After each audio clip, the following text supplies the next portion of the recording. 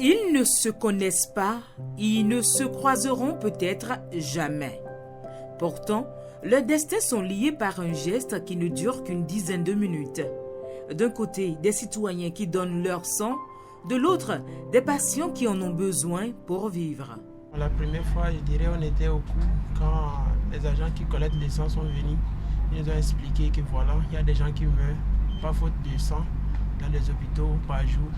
Donc, vu cet état d'urgence, donc nous-mêmes, ils nous laissent faire notre choix. Si on va sauver les gens ou bien on va continuer de garder notre sang et laisser les autres mourir. Au début, c'était par suivisme, jusqu'à un moment où j'étais à une séance de sensibilisation où on nous expliquait que celui qui vient donner, quand on lui permet de donner, ça veut dire que ce qu'il avait donné a servi à sauver. Ça me fait 136 ans et j'en suis fier. Derrière ces gestes, il y a une urgence quotidienne, l'anémie sévère qui frappe de plein fouet.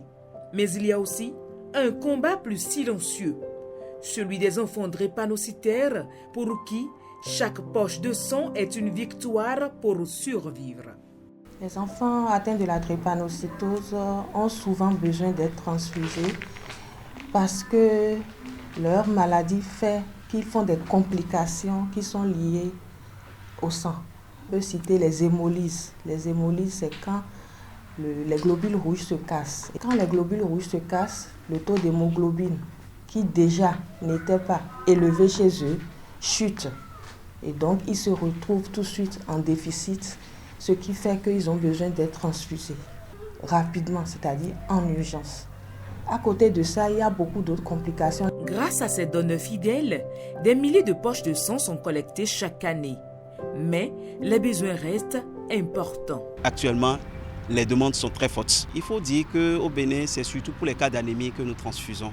Nos statistiques montrent clairement que sur 100 poches de mai à septembre, 60 sont transfusées à des enfants de moins de 15 ans, 20 à 25 à des femmes qui vont donner vie et qui malheureusement perdent beaucoup de leur sang et qui risquent de perdre leur propre vie si le sang n'était pas disponible au moment opportun en temps réel. Les poches de sang, les produits sanguins ont une durée de conservation, donc une date de péremption.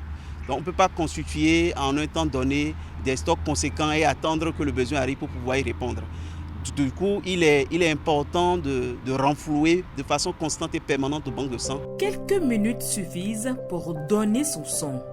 Pour ceux qui l'attendent, ce geste représente parfois, bien plus qu'un traitement, une chance de continuer à vivre, à grandir et à espérer.